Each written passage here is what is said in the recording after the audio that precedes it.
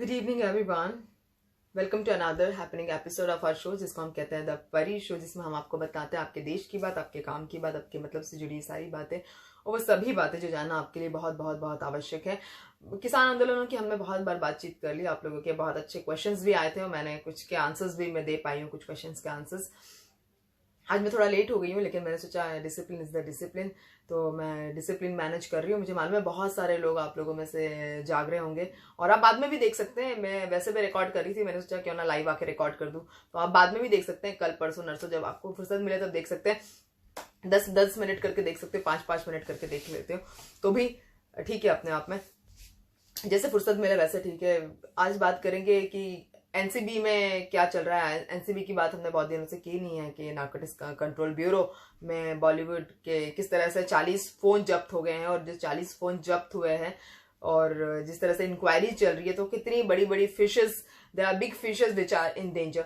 उसके बाद में देखेंगे कि प्रधानमंत्री मोदी जी रकाबगंज गुरुद्वारे पहुंचे दिल्ली में, बिना सिक्योरिटी, बिना बंदोबस्त के, बिना किसी वीआईपी बंदोबस्त के। मोदी जी ऐसे ही एक सामान्य नागरिक की तरह बिना किसी नाकाबंदी के पहुंचे वहां पर। और गुरु तेग बहादुर जी जो हमारे सिखों के 9वें गुरु हैं, गुरु तेग बहादुर सिंह की शहीदी दिवस पर उनको श्रद्धांजलि देने के लिए मोदी जी गए। मगर किसानों के बीच में अचानक भयानक मोदी जी कभी नहीं पहुंचते हैं। किसानों को इस बात का बहुत द्वेष है, और मैं आज सुन रही थी कि बहुत सारे किसान इसी वजह से परेशान है कि मोदी जी क्यों हमारे साथ में नहीं आ सकते, मोदी जी क्यों हमारे बीच में नहीं आ सकते हैं। अचानक इस तरह से अगर मोदी जी हमारे बीच में आए होते तो हमें बहुत खुशी होती और हमें लगता कि कहीं ना कहीं हमारा जो हंगर स्ट्राइक है, हमारी जो भूख हड़ताल है, कहीं ना कहीं हमारा जो सेक्रीफाइस है हमारे देश के लिए, कहीं ना कहीं हमारा जो सेक्रीफाइस है हमारे आने वाली जनरेशन के लिए, वो मोदी जी को कहीं ना कहीं समझ में आ रहा है और हम लोगों की वैल्यू मोदी जी को कहीं ना कहीं समझ में आ रही है। तो ये एक नए अवतार में आंदोलित किसान हमारे नजर आए जो बहुत दुखी थे मोदी जी उनके बीच में नहीं गए। मोदी जी रकाबगंज गुरुद्वारे पहुंच गए बिना किसी को बताए।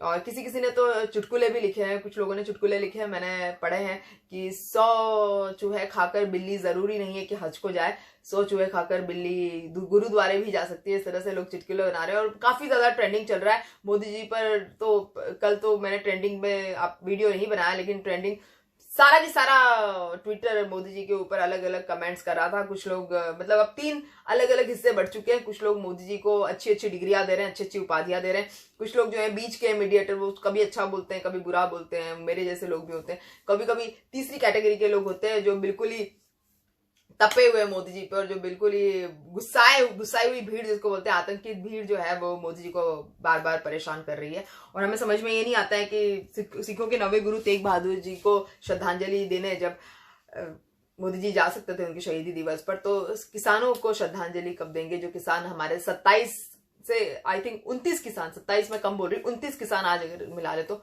कल और आज का 29 किसान हमारे अभी तक जो है पिछले 27 दिनों में 29 किसानों की डेथ हो गई। उनको श्रद्धांजलि देने के लिए मोदी जी ने श्रद्धांजलि तो दूर की बात है, उनसे बातचीत करना या उन पर अटेंशन देना भी जरूरी नहीं समझा, जिसको लेके किसानों में बहुत ज्यादा आक्रोश है। किसान परेशान है, हताश है, नाराज है कि ऐसा आखिर सरकार क्यों कह रही है। सरकार एमएसपी को कानूनी जामा क्यों नहीं पहनाना चाहती है, और क्यों 5-6 दौर की बातचीत हो गई है। अमित शाह द्वारा सेपरेटली फिर एक बातचीत बुलाई गई जिसमें अलग अलग 15 किसान नेताओं को बुलाया गया, और ऐसा भी कर रही है सरकार की कुछ किसान नेताओं को बुला रही, कुछ किसान नेताओं को नहीं बुला रही, जिससे किसान नेताओं में आपस में ही फूट पड़ जाए, किसान नेता जो है आपस में ही लड़ मरे। इस तरह की बातचीत सामने निकल के आ रही है। और सरकार में जो है हालांकि कोई फर्क तो पड़ नहीं रहा है, लेकिन गृह मंत्री हमारे जो अमित शाह जी, उन्होंने भी जब किसानों से बातचीत की तो उन्होंने कहा कि हम आपके जो है आपके लिए हम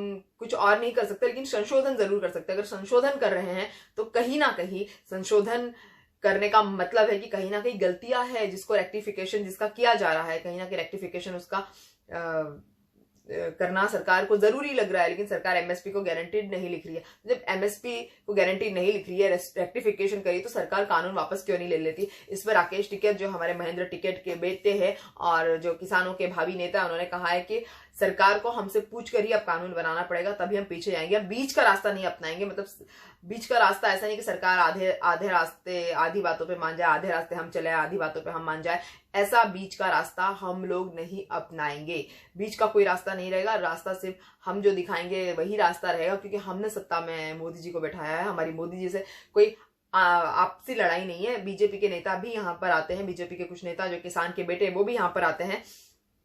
तो हमारी कोई लड़ाई झगड़े नहीं है मोदी जी से, और हमारा आपसी रंजिशों का मामला नहीं है मोदी जी से। हम तो यूं ही बस मोदी जी को इसलिए कहते हैं, क्योंकि मोदी का नाम लेके इसलिए कहते हैं। कोई मोदी जी को बद्दुआ देने में इंटरेस्ट नहीं है, उनको मोदी जी को गालियां देने में इंटरेस्ट है। जिस तरह से औरतों की अलग अलग छवि आपने रिपब्लिक भारत पे सुनी होगी, अलग अलग जिस तरह छवि बनाई जा रही थी कि औरतें बद्दुआएं दे रही हैं, गालियां दे रही हैं, अलग अलग तरह की बातें कर रही है, और मोदी जी को मुर्दाबाद के नारे लग रहे हैं, मोदी तेरी कब्र खुदेगी आज नहीं तो कल खुदेगी, और तमाम अलग अलग तरह के नारे हैं। मैं तो बोल भी नहीं सकती सारे नारे। तो इस तरह से मोदी जी को लेकर नारे लगा रहे थे। तो उन्होंने कहा कि हम लोग बीच का रास्ता नहीं चाहते। हम चाहते हैं कि सरकार आज तक जब किसानों 70 साल 74 साल तक किसानों को किसी ने नहीं समझाया हमारे स्वतंत्र देश में, तो हम चाहते हैं कि अब देश में किसानों को समझा जाए, उनको परखा जाए, किसानों को जो है किसानों की जो है केयर की जाए, किसानों की आय को एक एमआरपी का स्टैंप मिले, इसलिए एमएसपी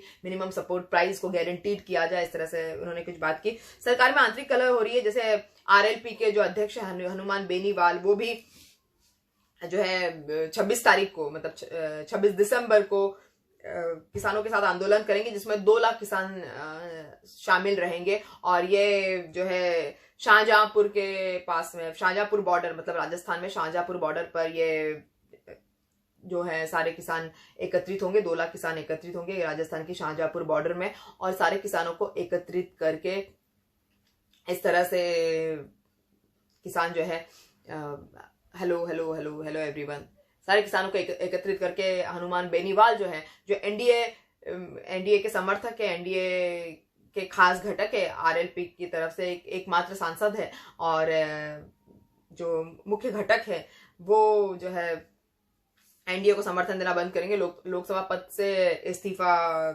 दे सकते हैं, और लोकसभा की संसदीय समिति से भी इन्होंने इस्तीफा दे दिया है। 26 तारीख को 2 लाख किसान नेताओं के साथ में ये अपना धरना प्रदर्शन करने वाले हैं, और ये सरकार से बहुत नाराज है। उन्होंने कहा कि मैं खुद किसान का बेटा हूं। अमित शाह कहते हैं कि किसान का बेटा हूं, लेकिन अमित शाह के घर में कौन खेती किसानी करता है वो कृपया मुझे बताया जाए। तो अमित शाह तो किसान के बेटे नहीं, लेकिन हाँ मैं जरूर किसान का बेटा हूं। उन्होंने ये भी कहा है कि मोदी जी 15 दिसंबर को कच्छ चले जाते हैं। कच्छ में जाकर प्रधानमंत्री जी भाषण दे रहे हैं, उसके बाद में मन की बात कर रहे हैं। फिर 18 दिसंबर को रायसेन पहुंच जाते हैं। 18 दिसंबर को रायसेन पहुंचने के बाद में मोदी जी घुमा फिरा के 53 मिनट तक लगातार एमपी में बात कर रहे हैं, और इस तरह से बात कर रहे हैं, मन की बात कर रहे हैं, सारी घुमावदार बातें कर रहे हैं, लेकिन एक कि किसानों से डायरेक्ट बात करके, किसानों की समस्या से डायरेक्टली कम्युनिकेशन करने के लिए मोदी जी इंटरेस्टेड नहीं दिखते हैं। उनका ऐसा मानना है कि अगर किसान थक जाएंगे, हार जाएंगे, परेशान हो जाएंगे तो यहाँ से चले जाएंगे, और उनकी हिम्मत जो है दम तोड़ देगी। ठंडी इतनी ज्यादा है, इतनी ज्यादा ठंड पड़ रही है, तो किसानों की हिम्मत दम दे देगी, उनका दम निकल जाएगा। 29 किसान तो मर गए, 30-35 और मर जाएंगे, तो अपने आप आंदोलन खत्म हो जाएगा, या कहीं ना कहीं लॉकडाउन लग जाएगा। इसलिए भी शायद ऐसा मोदी जी कर रहे हैं। लेकिन सरकार सीधी बात किसानों से करने में इंटरेस्ट नहीं। सरकार तो क्या, सरकार के नेता भी सीधी बात किसानों से करने को तैयार नहीं। मतलब ये डेडलॉक की स्थिति हो गई है, या डेड एंड की स्थिति हो गई है। डेड एंड और डेडलॉक में अंतर होता है। डेडलॉक मतलब उलझी हुई स्थिति, जिसका कोई अंत नहीं है, आपस में उलझी हुई स्थिति, उसको डेडलॉक कहेंगे। डेड एंड मतलब जिसके आगे कोई रास्ता नहीं है। तो दोनों ही स्थिति अगर हम कहेंगे तो हम डेडलॉक की स्थिति भी इसको कह सकते हैं, और डेड एंड की स्थिति भी इसको हम कह सकते हैं। तो ऐसा नहीं है कि किसान एजिटेशन को इस तरह से परेशान किया जाए, किसान के एजिटेशन को इस तरह से खालिस्तानी, पाकिस्तानी, नक्सली करके छोड़ दिया जाए। और हाँ, हर बातचीत के बाद में जितनी बार सरकार के अधिकारियों से, मंत्रियों से जितनी बार भी बातचीत हुई है किसानों के, हर बार एक नया एजिटेशन का रूप निकल के आ रहा है। और इस बार किसानों ने किसी नेता को अपने साथ में इंक्लूड करने से मना कर दिया, किसी भी नेता को अपने बीच में आने से मना कर दिया, और इस तरह से किसानों ने एक नई स्टाइल कायम की है। किसानों ने एक नया अपना एजिटेशन का नमूना पेश किया है, जिसमें किसी भी राजनेता को वो फटकने नहीं देते हैं, किसी भी नेतागिरी वालों को फटकने नहीं देते हैं। जो भी नेताओं के जो भी कार्यकर्ता है उनको आने नहीं देते हैं। वो सिर्फ और सिर्फ कुछ यूट्यूबर्स को अलाउ करते हैं और बहुत कम लोगों को वो लोग वहां आने देते हैं। तो किसानों ने एजिटेशन करने की एक नई मिसाल एक तरह से कहें तो कायम की है। उसके बाद में मोदी जी ने ये भी आरोप लगाए थे कि विपक्षी पार्टियों की वजह से, उकसाने की वजह से किसान ये आंदोलन कर रहे। तो किसानों ने फिर एक लेटर लिखा केंद्रीय कृषि मंत्री नरेंद्र सिंह तोमर को, एक चिट्ठी लिखी जिसमें उन्होंने बताया कि किसान जो है वो बेवकूफ नहीं है। वो किसी भी विपक्षी पार्टी या समाजवादी पार्टी हो, कांग्रेस पार्टी हो या आरएलपी, किसी भी पार्टी के उकसाने या भड़काने पे, शिरोमणि अकाली दल हो, किसी भी पार्टी के भड़काने उकसाने पर वो ये आंदोलन नहीं कर रहे हैं। यह आंदोलन ये सिर्फ और सिर्फ अपनी जो किसान समुदाय को एक अच्छी और सच्ची आय दिलाने के लिए कर रहे हैं। उनका शोषण ना हो, उनकी जमीन पे कोई अधिकार ना करे, इसीलिए ये लोग ये आंदोलन कर रहे हैं। उनको कोई इंटरेस्ट नहीं है कि वो ये आंदोलन कदापि वो इस तरह के आंदोलन जो है वो किसी को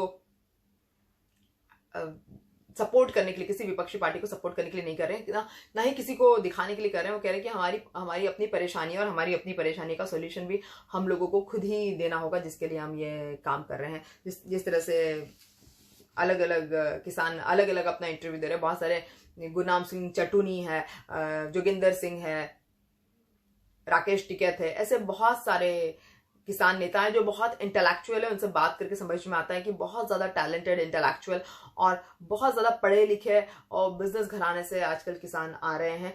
तो किसानों को बहुत ज्यादा समझ है, उनके बच्चे पढ़ लिख गए हैं। तो अब सरकार की नहीं चल रही है। जो सरकार की सबसे बड़ी परेशानी है कि किसानों के बच्चे बहुत ज्यादा पढ़ लिख कर बहुत ज्यादा आगे निकल चुके हैं, डॉक्टर, इंजीनियर, वकील बन गए हैं। कुछ किसानों के बच्चे तो राजनीति में भी आ रहे हैं।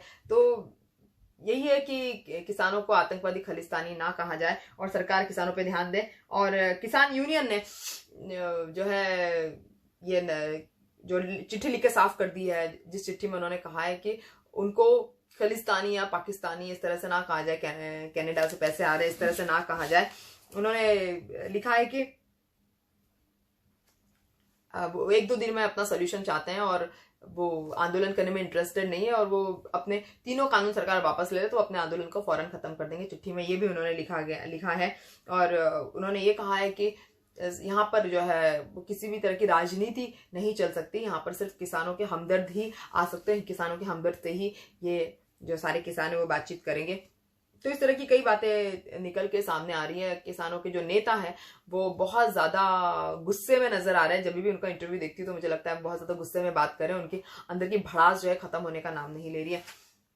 इसके साथ ही जो बीजेपी के बहुत बड़े सांसद है, आप लोगों को पता होगा, साउथ दिल्ली से है। साउथ दिल्ली के एक बहुत बड़े बीजेपी के सांसद है, उनका नाम रमेश बिधूरी है। रमेश बिधूरी की अगर हम बात करें तो रमेश बिधूरी ने कहा कि ये सारे जो आंदोलनकर्ता किसान है वो बड़े कम किसान है। मैं आपको बता दूं कि कम तो नहीं है, कम से कम लाखों की संख्या में किसान है। उन्होंने कहा कि किसान बहुत कम है ये। और उन्होंने कहा कि है सारे जो है पाकिस्तान परस्त ठलुए हैं।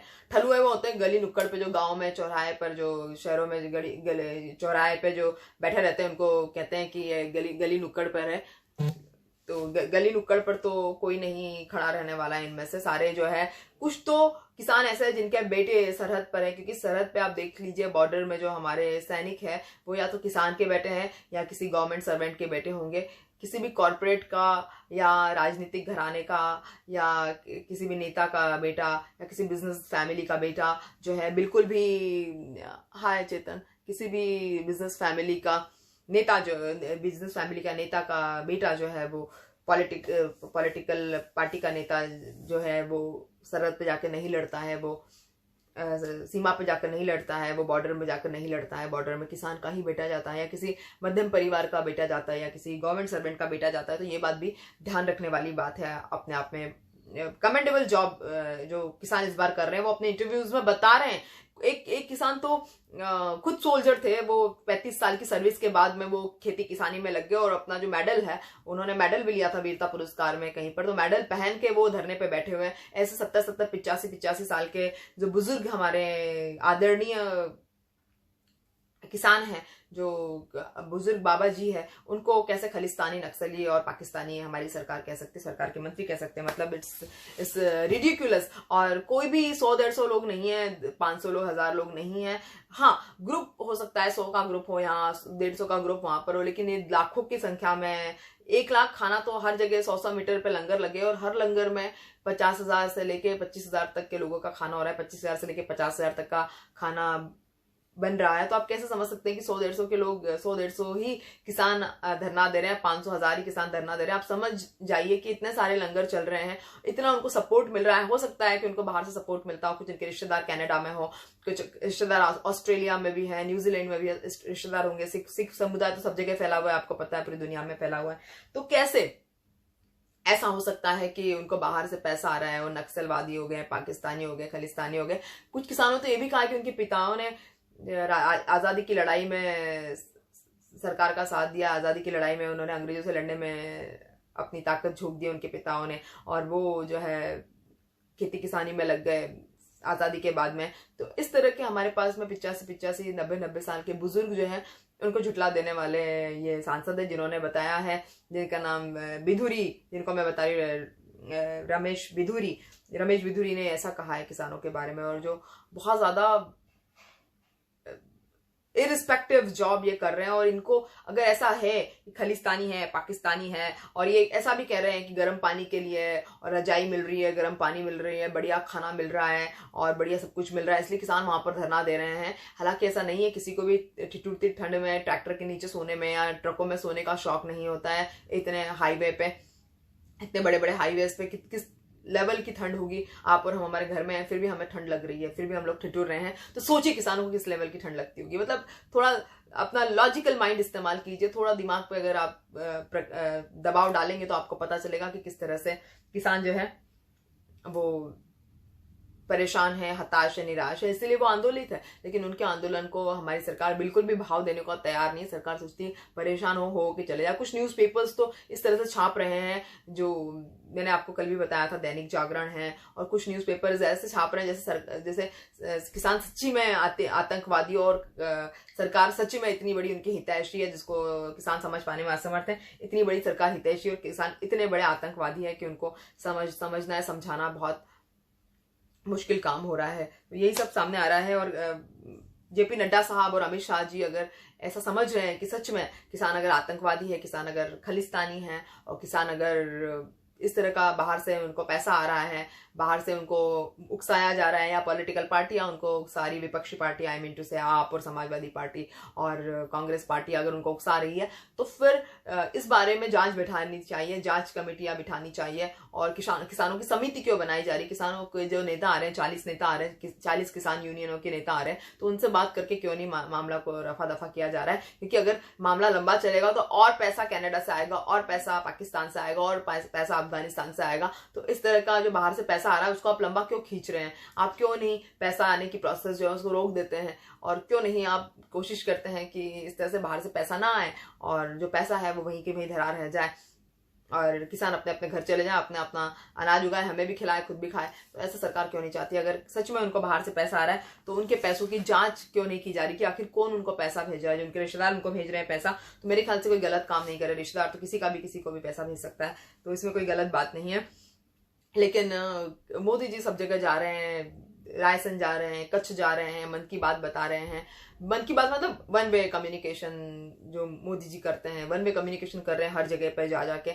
और किसानों का कहना है कि मोदी जी उनके बीच में आए, इधर उधर ना जाए, उनके बीच में आए, गुजरात ना जाए, इधर उधर ना जाए, उनके बीच में आए, जो कि दिल्ली से बहुत पास में है। वो लोग टिकरी बॉर्डर है या सिंघू बॉर्डर है, तो बहुत पास में मोदी जी उनके साथ आके बैठे, उनसे बातचीत करे, उनकी परेशानियों को समझे। और क्योंकि आरएलपी के नेता जो अभी हनुमान बेनीवाल है, उन्होंने कहा कि मैं भी किसान का बेटा हूं, इसलिए मुझे कहीं ना कहीं पता है कि सरकार के इंटेंशंस जो है मैलिशियस है, गलत इरादे सरकार रखती है। तो कहीं ना कहीं मुझे लग रहा है, इसलिए मैं भी किसानों के साथ हो गया। पहले मुझे भी लगता था कि किसान जो है वो अतिशयोक्ति कर रहे हैं, या किसान ज्यादा अड़े हुए अपनी बातचीत पे, किसानों को मान जाना चाहिए, कम शॉर्टकट में, कम समय में मान जाना चाहिए। लेकिन अब मुझे भी लग रहा है कि कहीं ना कहीं किसान सच्चे हैं और सरकार कहीं ना कहीं झूठी। ऐसा हनुमान बेनीवाल जी ने कहा है। तो एनडीए को समर्थक भी, एनडीए का हिस्सा भी है ये। और उन्होंने ये भी कहा है कि मोदी जी कहते हैं कि एनडीए हमारा पूरा परिवार है, एनडीए को अगर परिवार कहते हैं मोदी जी, तो परिवार के लोगों की बात क्यों नहीं सुनते? जैसे शिरोमणि अकाली दल आज अलग हो गया है, वैसे आरएलपी भी अलग हो जाएगा। वैसे भी लोकसभा समिति के पद से इन्होंने इस्तीफा दे दिया है, लोकसभा सांसद के पद से भी ये इस्तीफा देने वाले हैं, ऐसा ये बता रहे हैं। और वो 26 तारीख को रैली भी करने वाले हैं। तो उन्होंने कहा है कि अगर जब इतना सब कुछ हो रहा है तो एक परिवार का होने की वजह से मोदी जी क्यों इनकी बात नहीं सुनना चाहते? मोदी जी क्यों इनके पास आकर इनके दुख दर्द को सामने जानना नहीं चाहते? मोदी जी इनको खालिस्तानी, पाकिस्तानी या कनाडा वाला बोलने से अच्छा, कहीं बाहर का चाइनीज या अमेरिका वाला बोलने से अच्छा इनके बीच में आगे पहले देख लो, इनकी शक्लें देख लीजिए, इनकी आंखों में सच्चाई है, इनकी आंखों में जो रोष है, जो गुस्सा है, उनको देख ले सरकार एक बार। जो हम लोग देखते रहते हैं किस तरह से वो स्ट्रगल कर रहे हैं, किस तरह से वो खाना पका रहे हैं, खा रहे हैं। वहां पर कोई मेला ठेला या रेला नहीं चल रहा है, वहां पर लगातार किसान आंदोलित थे, आतंकी थे। वहां पर इतने सारे लोगों के बीच में उनको अलग अलग सुख सुविधाओं के लिए वेटिंग में लगना पड़ता है, अलग अलग तरह की सुख सुविधाओं के लिए उनको लाइन में लगना पड़ता है। उनको मेडिकल फैसिलिटीज इतनी ज्यादा अच्छी अवेलेबल नहीं हो सकती वहां पर, हालांकि है मेडिकल फैसिलिटीज वहां पर। उन एजेस इतनी ज्यादा है, किसी की उम्र 70 साल है, किसी की 60 साल है, किसी की 55 साल है, किसी की 85 साल है, किसी की 80 साल है। इस तरह के वृद्ध हमारे बुजुर्ग जो है वो उनको नजरअंदाज करके मोदी जी दूसरी जगह पर जाके मन की बातें कर रहे हैं और भाषणबाजी कर रहे हैं। 53 मिनट के भाषण हो रहे हैं जिसमें एक भी काम की बात नहीं हो रही है। तो एज एन ह्यूमन बीइंग मैं चाहूंगी कि कहीं ना कहीं मोदी जी को उनके बीच में जाना चाहिए, एज एन ह्यूमन बीइंग चले जाए। और मुझे लगता है कि वो सुप्रीम कोर्ट में मामला है, हालांकि सुप्रीम कोर्ट डिसाइड करेगा, बीच का रास्ता अब सुप्रीम कोर्ट लेगा और सुप्रीम कोर्ट के फैसले को ना किसान ठुकरा सकते हैं, ना केंद्र सरकार या एनडीए की सरकार ठुकरा सकती है। लेकिन तब भी किसानों के बीच में एक बार जाना, मोदी जी को अपना परम कर्तव्य समझना चाहिए और मोदी को जाना चाहिए, बजाय इधर उधर से भाषण देना और बजाय कि रकाबगंज गुरुद्वारे जाना या कहीं और किसी और जगह जाके मत्था टेकना। हमारे जो किसान है, हमारे जो अन्नदाता है, वो सर्वोपरि है। उनकी परेशानी को सर्वोपरि सुनना मेरे ख्याल से किसी भी सरकार का, किसी भी देश की सरकार का परम कर्तव्य है। तो आज के लिए इतना ही। आप हमारा YouTube चैनल भी सब्सक्राइब कर सकते हैं जिसका नाम है परी टॉक्स टू देश की जनता, जिसमें सब्सक्रिप्शन बटन को दबाकर आप बेल आइकन को क्लिक कर दीजिए। जैसे ही वीडियो डालते हैं वैसे ही फौरन नोटिफिकेशन आपके पास में आ जाए और आप वीडियो को देखिए, उसको अपने फ्रेंड्स और फैमिली को सजेस्ट भी कीजिए, क्योंकि ऐसा करने के बाद ही हम एक बुद्धिजीवी समाज का निर्माण कर पाएंगे। और ऐसा करने के लिए आपको किसी तरह के मॉनेटरी फंड्स या किसी तरह के पैसों को खर्चा करने की जरूरत नहीं है। ये बहुत ही सिंपल और आसान काम है जो मैं आप लोगों से रिक्वेस्ट करती रहती हूँ, और इसीलिए शायद मैं आप लोगों से रिक्वेस्ट कर पा रही हूँ, क्योंकि ये बिना खर्चे का काम है। आप अपने फ्रेंड्स और फैमिलीज के बीच में हमारे वीडियोस को शेयर कीजिए। जिस तरह से आपने हमारे यूट्यूब वीडियोस को इतना ज्यादा शेयर किया है, उसी तरह से आप हमारे फेसबुक वीडियोस को शेयर किया, उसी तरह से हमारे यूट्यूब वीडियोस को भी शेयर कीजिए और ग्रुप में डालिए, व्हाट्सएप ग्रुप में शेयर कीजिए, फेसबुक ग्रुप्स में शेयर कीजिए और जाने दीजिए लोगों तक कि एक्चुअली हकीकत क्या है, क्योंकि हमारा काम है आपको पर्दे के पीछे की हकीकत से रूबरू कराना, और जो चीजें आपको नहीं दिखाई जा रही है उसको वास्तविकता आपके सामने लाकर रखना हमारा काम है। तो अभी तक के लिए इतना ही। Good night.